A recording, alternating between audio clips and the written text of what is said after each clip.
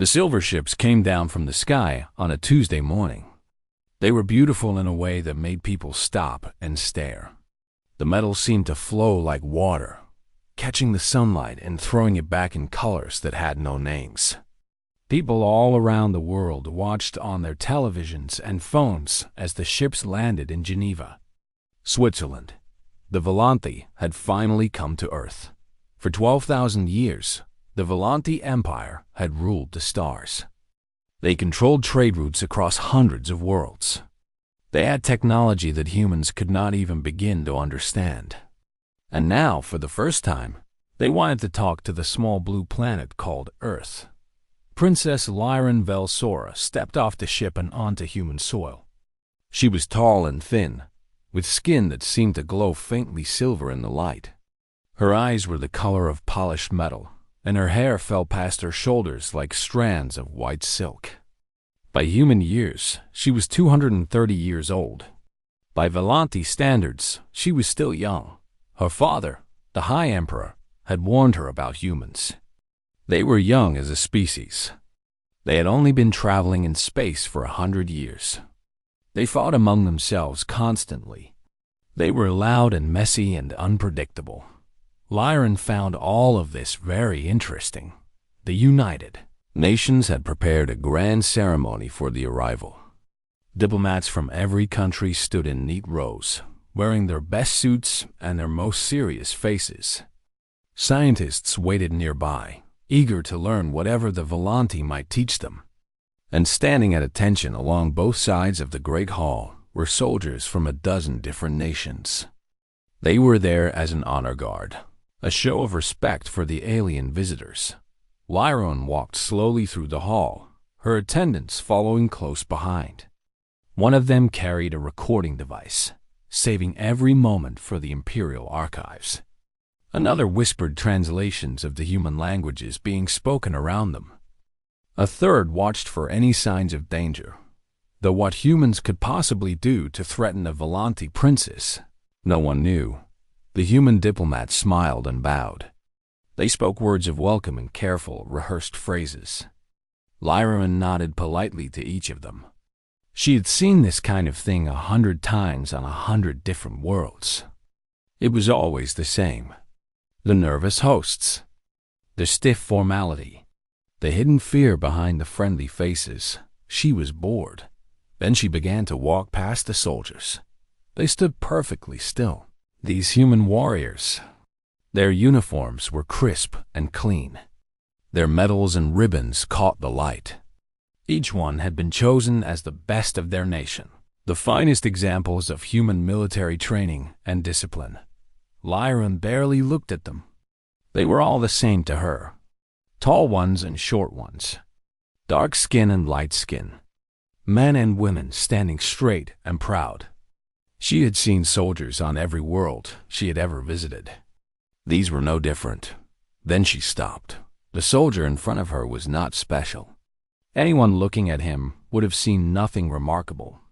He was average height with brown skin and dark hair cut short. His uniform was the same as all the others. His face showed no expression. He simply stood there, doing his job, waiting for the ceremony to be over. His name tag said Rias. Lyran stared at him for a long moment. Her silver eyes moved across his face, studying every detail. She looked at the way he stood, the way he breathed, the tiny movements of his eyes. Something about him had caught her attention, though she could not explain what it was.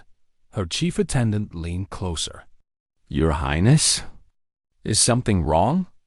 "This one," Lyran said. Her voice was clear and calm. "I beg your pardon? This is the human I want." She tilted her head slightly, still watching the soldier. "I will marry him." The great hall went completely silent. Every diplomat, every scientist, every soldier seemed to freeze in place. The translators stopped mid-word. The cameras kept recording, but the people behind them had forgotten to breathe. Danny Reyes, corporal in the United States Marine Corps, kept his eyes forward. His training told him not to move, not to react, not to do anything until he received an order. But inside his chest, his heart was pounding so hard, he thought it might break through his ribs. Had he heard that correctly? Had an alien princess just said she wanted to marry him? The human diplomats began to whisper frantically among themselves. This was not in the plan. This was not supposed to happen. They had prepared for trade negotiations and technology exchanges. They had not prepared for a royal marriage proposal. General Patricia Vance, the senior American military officer present, stepped forward. She was a woman in her 50s with gray hair and sharp eyes. She had served in 3 wars and had negotiated with hostile governments around the world.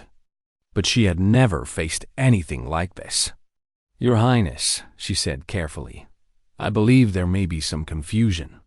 Our soldiers are here as part of the honor guard. They are not available for marriage." Lyran turned those silver eyes toward the general. "Are you saying he already belongs to someone else?" "No, but then he's available." The princess smiled. It was a strange expression on her alien features. "I have made my choice. This is the human I will marry." Danny finally allowed himself to blink. He had grown up in a small town in New Mexico. His father fixed cars for a living. His mother was a nurse at the local hospital. He had joined the Marines to help pay for college, thinking he might become a history teacher someday. He had never expected to travel further than the next state dot. And now a princess from the stars was pointing at him and talking about marriage. The Volanthi attendants were recording everything. This would be sent back to the Empire within hours. The High Emperor would see it. The Imperial Council would discuss it. The entire galaxy would know that Princess Lyran had chosen a human mate. "This is highly unusual," one of the senior diplomats said. "We need to discuss this through proper channels. There are protocols." "I am aware of your protocols," Lyran interrupted. She had not stopped looking at Danny. "I have read about your customs. Your marriages require consent from both parties." "Very well. I will wait for his answer." She stepped closer to Danny, close enough that he could smell something like flowers and metal. "But I am patient, and I always get what I want." She turned and walked away, her attendants hurrying to keep up. Danny stood there, still at attention, as the world fell apart around him. Diplomats were shouting. Officers were making phone calls.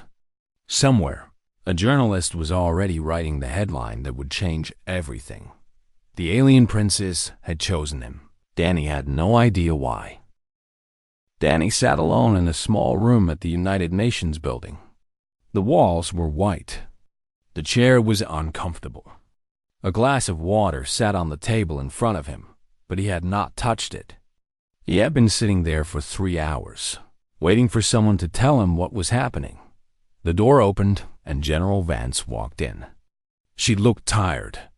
There were new lines on her face that had not been there that morning. "Corporal Reyes," she said, sitting down across from him. "How are you holding up?" "I don't know, ma'am," Danny said honestly. "I'm not sure what's happening." The general sighed. "Neither are we. But I need you to understand something. You can refuse this. The Volanthi have agreed that human customs apply here. If you don't want to marry their princess, you can say no." Danny nodded slowly. "But there's a but, isn't there?" "There's always a but." The general leaned forward. "The Volanthi control most of the known galaxy. They have ships that could destroy our entire planet in a day. They have medicine that could cure every disease we've ever known. They have technology that would take us 1,000 years to develop on our own." She paused. "And their princess has decided she wants you. Why?" Danny asked. It was the question that had been spinning in his head since the moment Lyran had pointed at him. "Why me?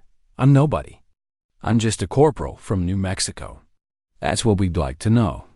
The general stood up. "The princess has agreed to meet with you. 3 meetings," she said. "After that, you have to give her an answer." She walked to the door. "Whatever you decide, Corporal, your country will support you. But I hope you understand how much is riding on this." She left, and Danny was alone again. The first meeting happened the next day. They gave Danny new clothes to wear. Not his uniform, but a simple dark suit. They told him how to address the princess, how to bow, what words to use. He forgot most of it the moment he walked into the room. Lyran was sitting in a chair that looked like it was made of light. She wore a flowing gown that changed colors as she moved. Her silver eyes locked onto Danny the moment he entered. "Sit," she said, pointing to a chair across from her. "We have much to discuss." Danny sat. His hands were sweating. He wiped them on his pants and hoped she hadn't noticed. "Tell me about your childhood," Lyran said. That wasn't what Danny had expected. "My childhood?" "Yes. Where did you grow up? What did you eat? What books did you read? What games did you play?" She leaned forward slightly. "I want to know everything." So Danny told her. He talked about the small town where he had grown up, where everyone knew everyone and nothing exciting ever happened. He talked about his mother's cooking, the way she made tamales every Christmas. He talked about his father teaching him to fix engines in their garage on Saturday mornings. He talked about playing baseball with his friends, about reading comic books under his blanket at night, about dreaming of adventures in faraway places. Lyran listened to every word. She asked questions, lots of questions. She wanted to know what a tamale tasted like. She wanted to know the rules of baseball. She wanted to know why humans read stories about things that never happened. When the meeting ended, Danny realized he had been talking for 4 hours. The second meeting was different. "Tell me about death," Lyran said. Danny blinked. "Death?" "Human death. You live such short lives. 80 years, perhaps 90 if you are lucky. That is nothing to us. A Volante can live for 1,000 years. Her silver eyes studied him. "How do you handle it? Knowing that everyone you love will die? Knowing that you yourself will die?" Danny thought about it for a long time before answering. "We don't really handle it," he admitted. "We just live with it. We know it's coming, so we try to make the time we have matter. We tell people we love them. We try to leave something behind. A family, a legacy, something that will last after we're gone. And when someone dies, when you lose them..." Danny thought about his grandmother, who had passed away when he was 15. He thought about the funeral, the tears, the way his mother had held on to his father like she might fall apart. "It hurts," he said quietly. "It hurts more than anything. But we get through it. We remember the people we lost. We carry them with us. And eventually, the pain gets smaller. Not gone, but smaller." Lyran was quiet for a long time after that. The third meeting was the most important. "One last question," Lyran said. "What would you die for?" Danny didn't hesitate. "My family. My friends. My planet, I guess, if it came to that. You guess? I've never had to find out. I hope I never do. But yeah, if something threatened the people I care about, I'd do whatever I had to do to protect them." Lyran smiled. It was the first time Danny had seen her smile, and it changed her whole face. She looked almost human in that moment. "That's why I chose you," she said. "I still don't understand." "No, but you will." She stood up and walked to the window, looking out at the human city below. "My empire is old, Danny Reyes. We have lived for 12,000 years. We have conquered worlds, built wonders, achieved things your species cannot imagine.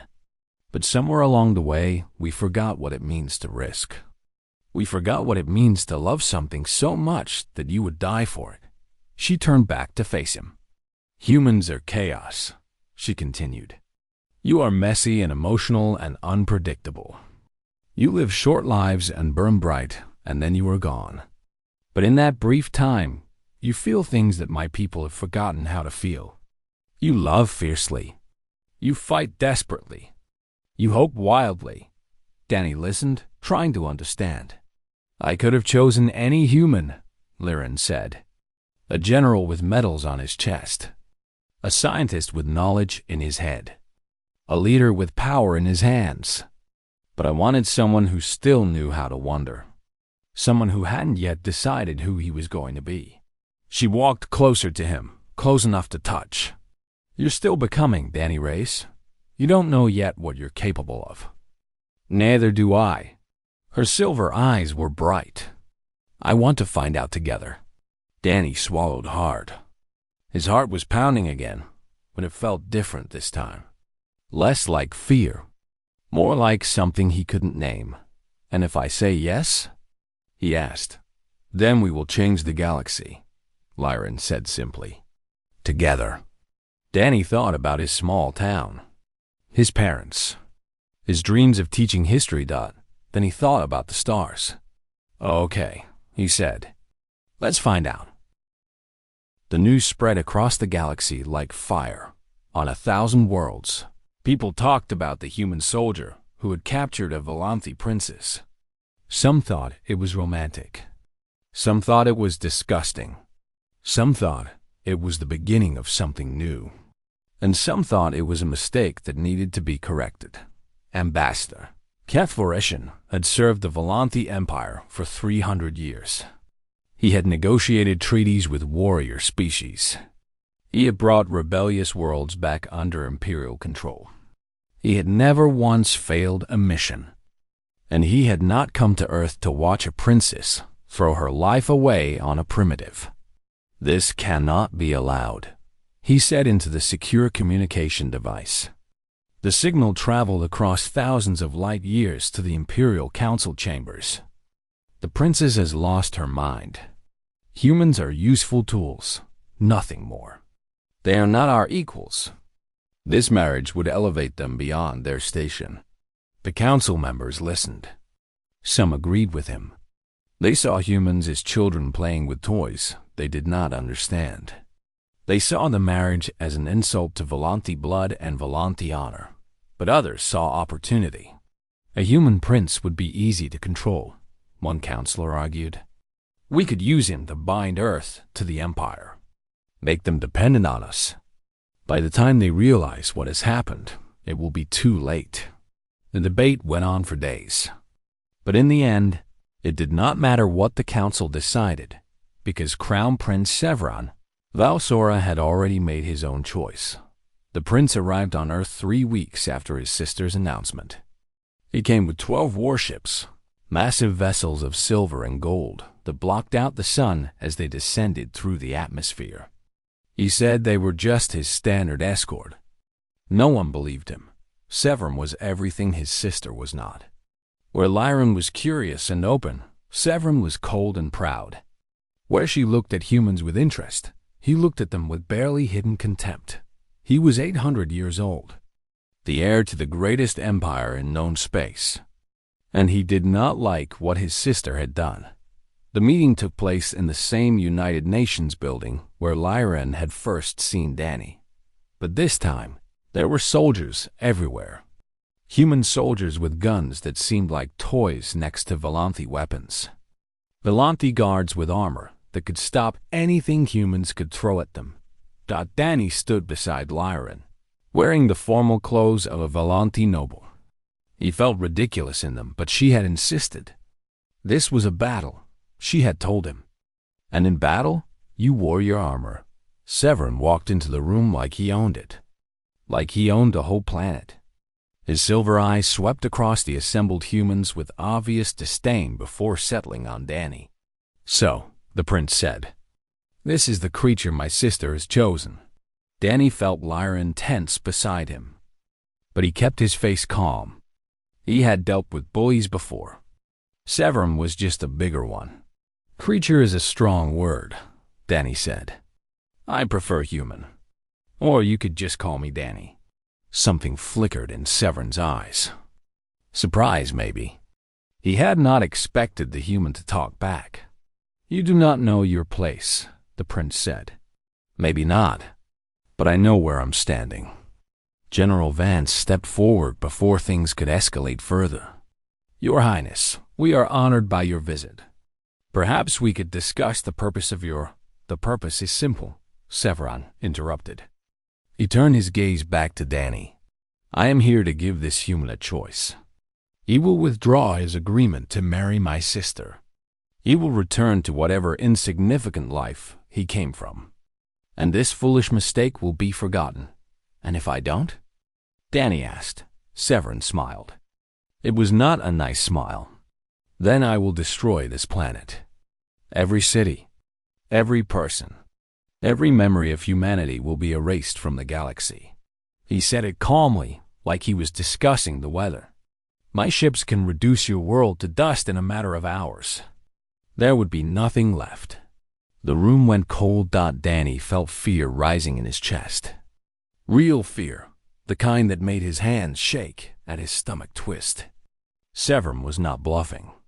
Danny could see it in those silver eyes. The prince would do exactly what he said, but something else was rising too.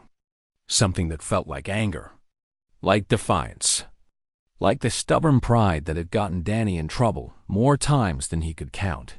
He thought about his parents, his sister, his friends, all of them erased from existence because some ancient alien prince couldn't handle his sister making her own choice. "You think we fear you?" General Vance demanded. Her voice was steady despite the threat. "I think you should," Severin replied coolly. "We have conquered species far more advanced than yours. We would barely notice your passing." Danny stepped forward. Every protocol, every rule of diplomacy told him to stay quiet. But he couldn't. He wouldn't. "Your empire is dying," Danny said. The room went silent. Severin stared at him. "What did you say?" "I've been learning," Danny continued. His voice was shaking, but he kept talking. "Your sister has been teaching me about your history. 12,000 years of rule. Hundreds of worlds under your control. The greatest empire ever known." He paused. "And it's rotting from the inside." Severin's hand moved toward his weapon. Guards on both sides raised their own. "You're not dying from invasion or disease," Danny said. "You're dying from boredom, from fear. You've become so scared of losing anything that you've forgotten how to live. Your people don't create anymore. They don't dream. They just exist, year after year, century after century, waiting for nothing." "You know nothing of my people," Severin hissed. "I know your sister chose a human, not a Valanthi noble, not a warrior from a respected species.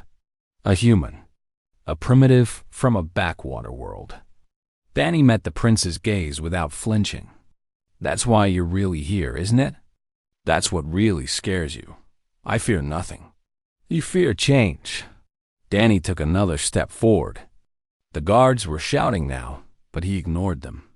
"You fear that if this works, then everything you believe about the natural order of the galaxy is wrong. You fear that maybe your empire doesn't have all the answers. That maybe you need us as much as we need you." Severin's hand closed on his weapon. Danny didn't move. For a long moment, no one breathed. The fate of an entire world hung on what happened next. Then Severin laughed. It was a harsh sound, cold and bitter. But there was something else in it too. Something that might have been respect. "You're right to be afraid of us, human," the prince said. "We could destroy you without effort. We could end your species with a thought." He let go of his weapon. "But I'm beginning to understand why my sister finds you interesting." He turned toward the door. "The wedding will proceed," he said without looking back. "I will not interfere. But know this, Danny Rays of Earth, I will be watching. And if you disappoint me, if you prove to be less than my sister believes, there will be no second chances." He walked out, his guards following. The room seemed to breathe again.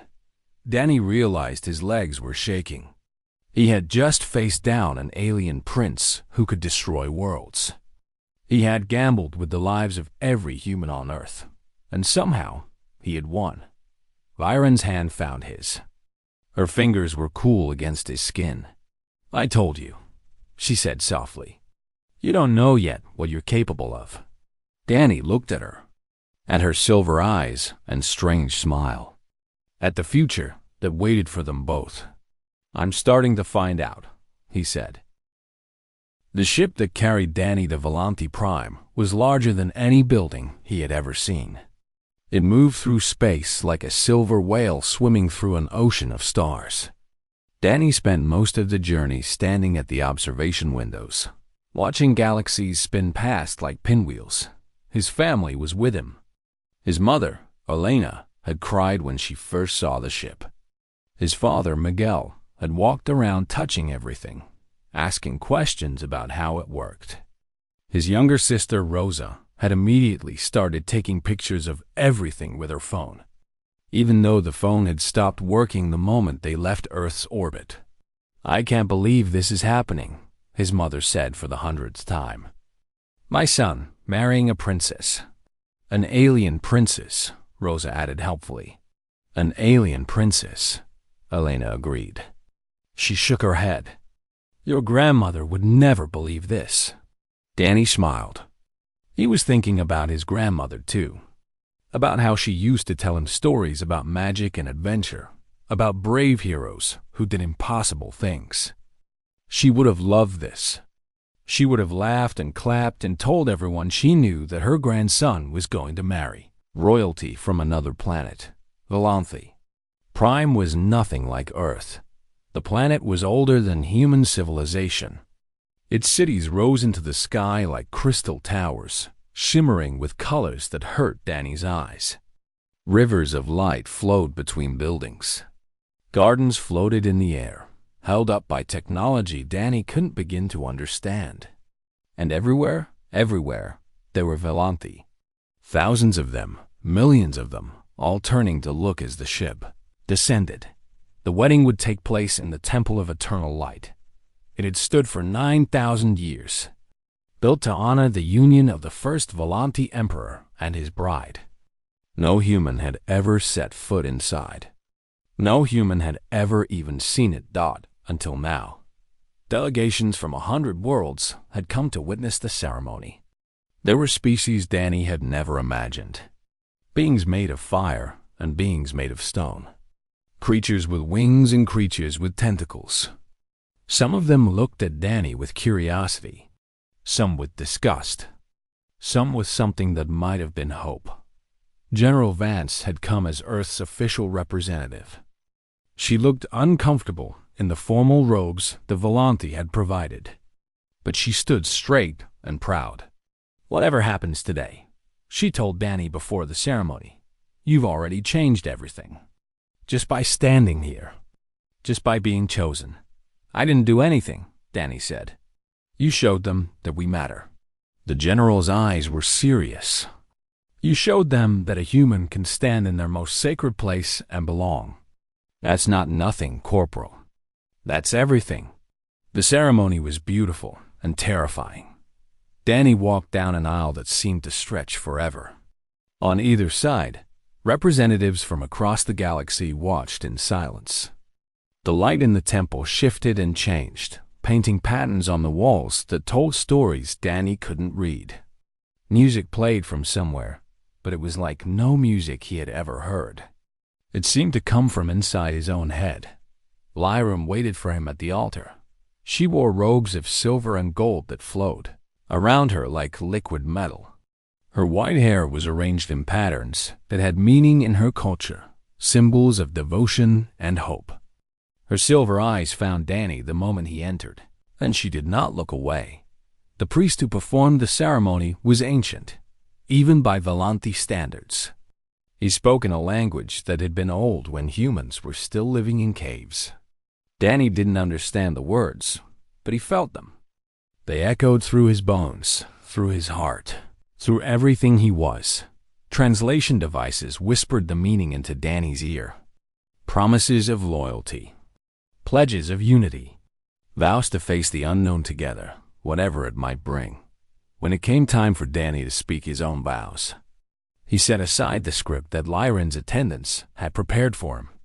I don't know what the future holds, he said. His voice was steady, but his heart was racing. I'm just a guy from a small town in New Mexico. I fix cars and read history books and eat my mother's cooking. I never expected any of this. He looked at Lyran, at her strange and beautiful face, at the woman who had looked at him across a crowded room and seen something worth choosing. But you saw something in me, he continued. Something I didn't see in myself. You looked at a regular person from a regular place, and you said, that one. I want that one, and I still don't completely understand why. There were murmurs from the assembled crowd. This was not how Volanti weddings were supposed to go. I don't know if I can be what your empire needs, Danny said. I don't know if I can be what you need. But I know that you made me believe I could be more than I ever thought I could be. And I know that whatever time I have, however long that is, I want to spend it trying to live up to what you see when you look at me. He reached out and took her hands. Her fingers were cool against his, familiar now after weeks of meetings and conversations. I'm just a human, he said. We live short lives and make big mistakes and feel things too strongly. But we also love fiercely. We hope wildly. We never give up, even when we should. He squeezed her hands gently. For you, I'll try to be everything I can be. And I'll keep trying until the stars go dark. The temple was silent. Then Lyran did something that broke 10,000 years of tradition. She leaned forward and kissed him. It was a human kiss. The kind of kiss that humans shared when they loved someone. The kind of kiss that Volanti had seen in their studies of Earth, but had never understood. The kind of kiss that said more than any words could say. The gasps from the crowd echoed through the temple. When Lyran pulled back, she was smiling. Her silver eyes were bright with something Danny had never seen in them before. Something that looked like joy. I didn't choose you because you were the best humanity had to offer, she said softly. Only he could hear her now in the silence of the temple. I chose you because you didn't know you could be. And now we'll discover it together. The priest finished the ceremony. Words were spoken, rituals were completed, and when it was over, Danny Reyes was a prince of the Volanti Empire. His mother was crying. His father was trying not to cry. Rosa was still taking pictures. Even though her phone had died hours ago, Crown Prince Severin watched from the back of the temple. His face showed nothing. But when Danny looked at him, the prince gave a small nod. It was not approval, exactly. But it was acknowledgement, recognition. Maybe even a little respect. That night, there was a celebration like nothing Danny had ever seen. Music and dancing and food from 100 different worlds. Creatures he couldn't name congratulated him in languages he couldn't understand. Diplomats and warriors and artists all wanted to meet the human who had won a princess's heart. Danny and Lyran escaped to a balcony overlooking the city. The lights below sparkled like fallen stars. Are you scared? Lyran asked. Terrified, Danny admitted. Good. She leaned against him, her silver hair catching the light. The best adventures always start with fear. Danny looked out at the alien city, at the strange sky with its unfamiliar stars, at the future that stretched before him, vast and unknown and full of possibilities. Then this is going to be one hell of an adventure, he said. And somewhere, across the galaxy, a new chapter in history had begun. 5 years passed in the great timeline of the Volanti Empire. 5 years was nothing. A blink of an eye. A single breath in a life that spanned millennia. But for Danny Reyes, those 5 years changed everything. He learned to speak the Volanti language without a translator. He learned their history, their customs, their art. He learned which nobles could be trusted and which ones smiled while planning betrayal. He learned to walk through crystal halls with his head held high, even when whispers followed him like shadows. And slowly, impossibly, he began to change them too. It started small. A Volanti scientist asked Danny about human music, and Danny spent an afternoon teaching her to play guitar. A young noble wanted to understand why humans cried at sad stories, and Danny gave him a book of poems that made him weep for the first time in 300 years. A warrior asked what it felt like to know you might die in battle, and Danny told her about the human soldiers who charged into danger, knowing they might not come back. Little by little, humans began to arrive on Volanti Prime, not as visitors or tourists, but as partners. Human artists worked beside Volanti masters. Human engineers brought new ideas to ancient problems. Human doctors and nurses taught the Volanti about care and compassion, about holding someone's hand when medicine wasn't enough, and everywhere they went. Humans brought their chaos. They laughed too loud and cried too easily. They fell in love at first sight and fought over small things. They made mistakes and apologized and tried again. They lived fast and burned bright and refused to be quiet about any of it. The Volanti didn't know what to do with them. Some were annoyed. Some were disgusted. But many, more than anyone expected, were fascinated. These short-lived creatures from a backwater world had something the Empire had lost. Something precious. Something real. They had passion. Danny and Lyran had 3 children. The first was a daughter named Myra. She had her mother's silver eyes and her father's stubborn determination. By the time she was 5, she was asking questions that made philosophers uncomfortable. The second was a son named Carlos, named after Danny's grandfather. He had brown hair like his father and the Volanti gift for music. He could make instruments sing in ways that made people forget to breathe. The third was another daughter, Lucia. She was quiet and thoughtful, always watching, always thinking. She saw patterns in things that others missed. The scholars said she would change the galaxy someday. Danny believed them. The children were strange and wonderful, a blend of 2 worlds that had never been blended before. They grew up speaking 2 languages, following 2 sets of traditions, belonging to 2 species. They were something new, something that had never existed before. And they were not alone. Other marriages followed. Other unions between humans and Volanti, between humans and species from distant worlds. The barriers that had seemed so solid began to crack. The rules that everyone had accepted for thousands of years began to change. Ambassador Keth Varishan came to Danny on a quiet evening, 20 years after the wedding. The old diplomat looked tired. The arguments he had made against the marriage seemed foolish now, even to him. "I was wrong," he said simply. It had taken him 20 years to say those words. But he said them. Danny nodded. "What changed your mind?" "Your daughter, Mira," the ambassador said. "I watched her debate the Grand Council last month. She is 11 years old, and she made fools of beings who have lived for centuries." He shook his head slowly. "She's not Volanti. She's not human. She is something else. Something better. She's just a kid," Danny said. "She's my kid. She is the future." The ambassador looked at Danny with something like wonder. "You were the future too. I was just too blind to see it." Crown Prince Severin became one of Danny's closest allies, though they never quite became friends. Some distances were too great to fully bridge. But when threats arose against the Empire, when old enemies tested their strength, Severin and Danny stood together. The Prince of Ancient Blood and the Prince from New Mexico. Tradition and change.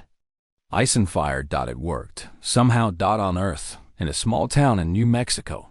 Danny's parents grew old, surrounded by wonders they never could have imagined. Their grandchildren visited when they could, traveling across the stars to eat Elena's cooking and listen to Miguel's stories. The whole town came out to see them. The alien princess and the human soldier, home where it all began.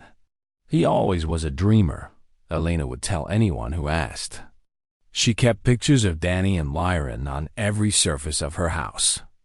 "I just didn't know the universe was listening." Miguel would laugh and shake his head.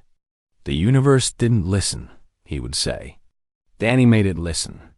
That's what humans do. Years became decades. Decades became a century. The historians would call it the human integration. They would write books about it, study it, debate its causes and effects. They would talk about trade agreements and technology transfers and diplomatic achievements. They would analyze charts and graphs and data. But those who had been there knew the truth. Was simpler. A princess had looked at a soldier and seen potential. A soldier had looked at a princess and seen possibility. They had bet everything on a chance, on a hope, on a feeling that couldn't be measured or explained.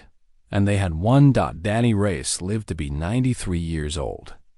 By human standards, a good long life. By Volante standards, barely a heartbeat.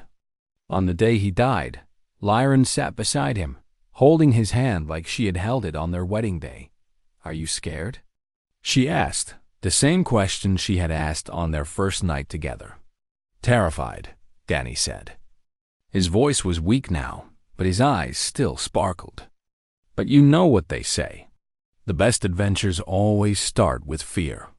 He died with a smile on his face, surrounded by his children and grandchildren, surrounded by the family he had built across the stars. Lyran mourned him for 50 years. Volante's grief was long and deep, but she did not regret her choice. She never regretted it for a single moment, because Danny Reyes, the corporal from New Mexico, had shown the galaxy what it meant to be human. He had shown them that short lives could matter, that ordinary people could change the universe, that love and hope and stubborn courage were worth more than all the power in the stars. And the galaxy remembered.